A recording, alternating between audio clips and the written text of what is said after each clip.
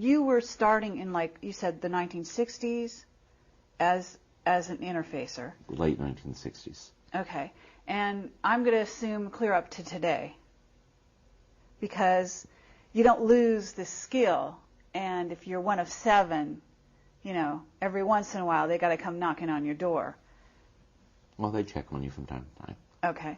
Visitors out there are different communities. They certainly know how to find you, where you are at any given time, and how to, as you say, see what it is you're going through. For example, they could be seeing this going on right now. They could even have said to you, go ahead with this because this is a good thing, right? So in a sense, you're talking about your destiny, meaning it's not about money. It's not even really a job in the formal sense of the word, right? It's a mission, but it's an earthly mission, in a sense, that you have. Yeah, I would go along with that you're being driven to do something. You don't fully understand it, but it's something you have to do. Mm-hmm. And the other scary aspect about it, you don't know why and you don't know what, but it's coming to an apex. That what you're doing, you're fighting the clock. Okay, is the clock 2012? Is that the clock you're looking at? I don't know.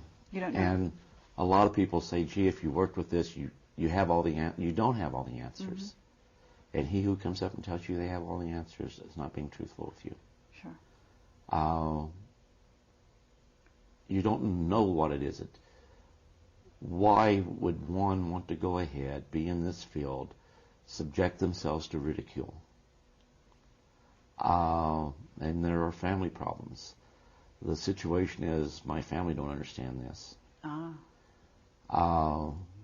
They've been around enough that they know my wife more so than my kids, but I guess my daughter in Vietnam, we had a daughter we'd been fighting to get out of Vietnam for almost 30 years. Anyhow, when she came over, well, of course she had her own family with her. And when we started to talk about UFOs, they all knew about it. They all knew about certain things I was involved in. And it was the government of Vietnam that told them, which kind of shocked me. Uh-huh. And right now there is a tremendous interest among a lot of the people in Vietnam about UFOs. Oh, really? One of the first things that happened in Vietnam was, and they called me by my proper name. Most people call me Stoney or Cliff. And we shot at these guys. And I was the first one to pull the trigger. And it was, Clifford, what are you doing here? You're not supposed to be here. And I was in the military and we were on a mission. But the strange thing is that, what were they trying to say? That I wasn't supposed to be in the military? Now remember, the military is here on Earth, that's man's. Sure. Our visitors, what did they plan for me to do? Well, can you answer your question? I mean... I have no answers. I have more questions than you have about myself. 2 or 3 times I got out of the UFO field. But you won't tell you a little secret? You can't. There are people out there, and I'm one of them. It's not about money. God, I wish it was. I struggle and he can tell you, every month just to make my bills. Mm-hmm. It's more than that.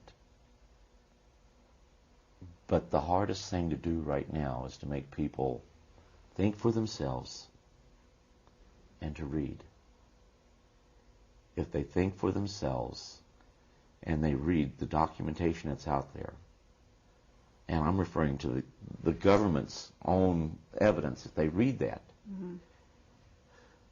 with an open mind, they have to come away and say, there's more to this. Something is going on. Sure. Then the only questions left to be answered are these. What's going on?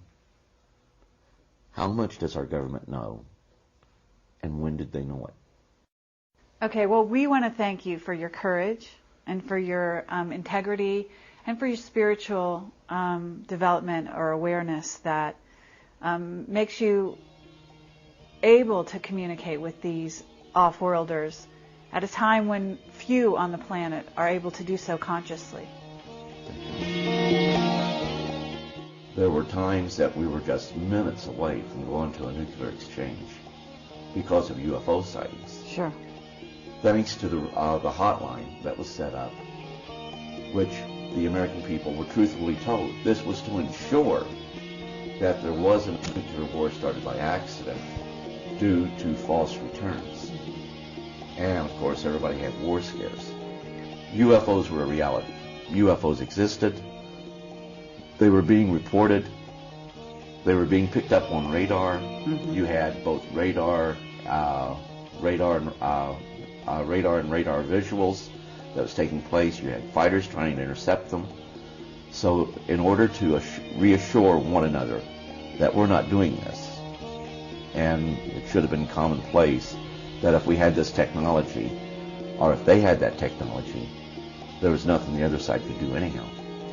We had missiles that would be knocked out, not destroyed, but made incapable of firing. Mm-hmm. We had fighter aircraft that would fire on UFOs and their weapons wouldn't work.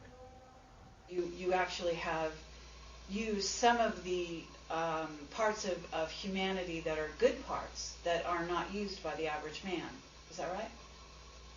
Well, I hope so.